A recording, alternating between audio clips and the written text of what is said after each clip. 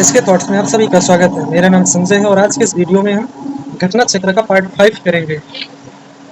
अब तक हम संविधान, fundamental right, DPSP, fundamental duty कर चुके थे।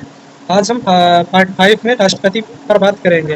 राष्ट्रपति के पद की बात करें तो इसके पद की वैधानिकता आर्टिकल 52 में दी गई है। अगर हम इसके योग्यता की बात करें तो योग्यता का प्रावधान आर्टिकल 58 में किया गया है। अगर हम इसके कार्यकाल की बात करें तथा कार्यकाल की समाप्ति और महाभियोग की बात करें तो ये हमारे 56 में दिया गया। शपथ का कार्य हमारा आर्टिकल 60 में दिया गया। महाभियोग की प्रक्रिया आर्टिकल 61 में दिया गया है। आज के हमारे मुख्य क्वेश्चनों की अगर हम बात करते हैं तो हमारा पहला क्वेश्चन है कि भारतीय संविधान निम्नलिखित में से भारतीय गणतंत्र का प्रमुख कौन होता है? यह कौन सा होगा? हमारा भारत का राष्ट्रपति। अगला क्वेश्चन है हमारा कि निम्नलिखित कथनों पर विचार कीजिए कि भारत का राष्ट्रपति ब्रिटिश राजा से भिन्न है। ये बात सही है। भारत के राष्ट्रपति का पद अमेरिका के राष्ट्रपति से मिलता है। उपयुक्त कथनों पर निम्न में से कौन सा सही है? कथन ए सही है किंतु आर गलत है। यह उससे उपराष्ट्रपति का पद यूएसए से मिलता जुलता है। संघीय कार्यपालिका का प्रमुख भारत का राष्ट्रपति होता है। राष्ट्रपति की शक्तियों की कोई सीमा नहीं होती है। ये तो हमारा गलत है। और ये राष्ट्र कार्यपालिका का प्रमुख होता है। ये कथन हमारा सही है। तो कथन हमारा सही हो जाएगा।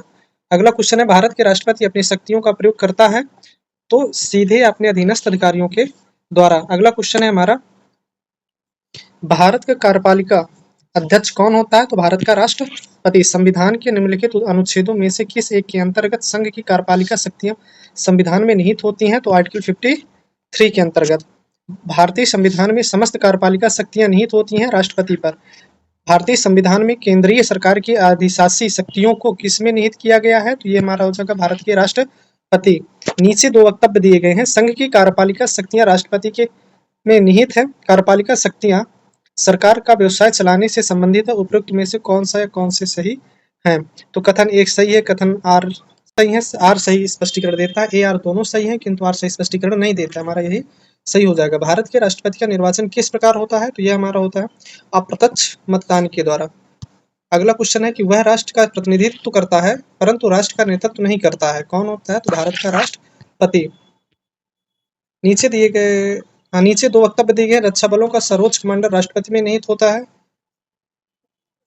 ये सही हो जाएगा। प्रधान सेनापति की हैसियत से राष्ट्रपति की शक्तियां विधायी नियंत्रण से स्वतंत्र है। नहीं, ये गलत हो जाएगा। तो कौन सा क्वेश्चन हमारा ऑप्शन सही हो जाएगा? Option C. अगला क्वेश्चन है हमारा कि भारत का राष्ट्रपति अप्रत्यक्ष निर्वाचन से चुना जाता है। ये बात सही है।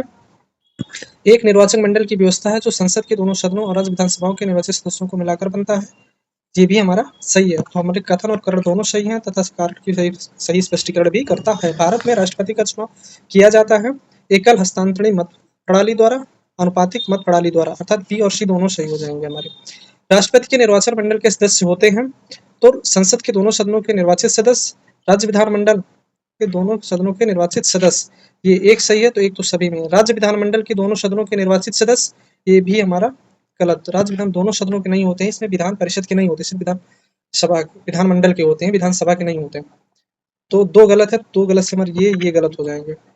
सभी राज्यों की विधानसभाओं के निर्वाचित सदस्य, ये सही है हमारा।